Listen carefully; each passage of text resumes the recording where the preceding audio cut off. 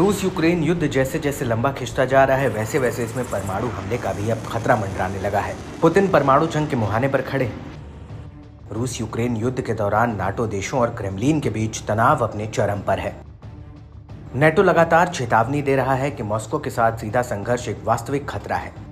रूस की तैयारी देखकर पश्चिमी देश चौकन्ने हो गए हैं, जिसके बाद नाटो देशों ने निगरानी बढ़ा दी है। दरअसल रूस के पास किसी भी बाकी देश के मुकाबले में ज्यादा परमाणु हथियार है।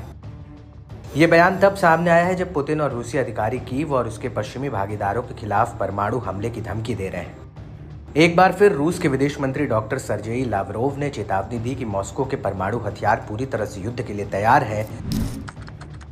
रूस की न्यूज एजेंसी टास के मुताबिक लावरोव ने कहा कि कोई भी परमाणु युद्ध नहीं चाहता, मगर रूस के परमाणु हथियार पूरी तरह से युद्ध के लिए तैयार हैं। हम रेड लाइन के बारे में बात करते हैं। उम्मीद करते हैं कि हमारे आकलन बयानों को बुद्धिमान निर्णय लेने वाले लोग सुनेंगे। ये कहना गंभीर नहीं है कि अगर कल आप वह नहीं करेंगे जो मैं आपसे मांगता हूं तो हम रेड बटन दबा देंगे। मुझे विश्वास है कि ऐसी स्थितियों में निर्णय लेने वालों को पता होता है कि हम किस बारे में बात कर रहे हैं। कोई भी परमाणु युद्ध नहीं चाहता है। रूस के पास ऐसे हथियार हैं जिसका यूक्रेन पर गंभीर प्रभाव पड़ेगा।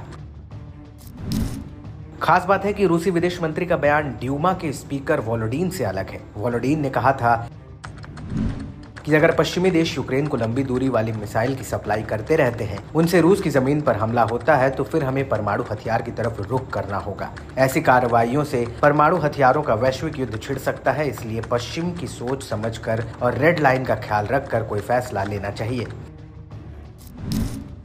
बता दें कि रूसी विदेश मंत्री की हालिया टिप्पणी पुतिन के एक और सहयोगी यानी पूर्व रूसी राष्ट्रपति दिमित्री मेदवेदेव की चेतावनी के बाद आई है, जिसमें उन्होंने कहा था कि पश्चिमी देशों की दखलंदाजी से रूस का धैर्य खत्म हो रहा है। परमाणु संघर्ष किसी के हित में नहीं है। रूस के अंदर तक सटीक हमले करने के मामले में पश्चिमी देशों की दखलंदाजी के जवाब में अपनी परमाणु क्षमताओं का इस्तेमाल करने में संयम बरता है। सबसे बड़े धैर्य की भी अपनी सीमाएं होती हैं। वहीं अमेरिकी विदेश विभाग ने मेदवेदेव के हालिया बयानों की गंभीरता को खारिज किया। उन्होंने कहा कि हम जानते हैं कि मेदवेदेव को गंभीरता से नहीं लेना चाहिए। ये क्रेमलिन की सामान्य बकवास है। बता दें कि अमेरिका और अन्य पश्चिमी देश यूक्रेन को रूस के खिलाफ खुद की रक्षा करने के लिए सैन्य सहायता प्रदान कर रहे हैं। इस साल की शुरुआत में अमेरिका ने यूक्रेन को लंबी दूरी की एटकेम्स मिसाइल को सप्लाई की थी। इस दौरान यूक्रेन ने अमेरिका और ब्रिटेन पर दबाव डाला कि वे अमेरिकी एटकेम्स और ब्रिटिश स्टॉर्म शैडो मिसाइलों पर प्रतिबंध हटा दें, जिससे इनका इस्तेमाल रूस के भीतर तक में किया जा सकेगा।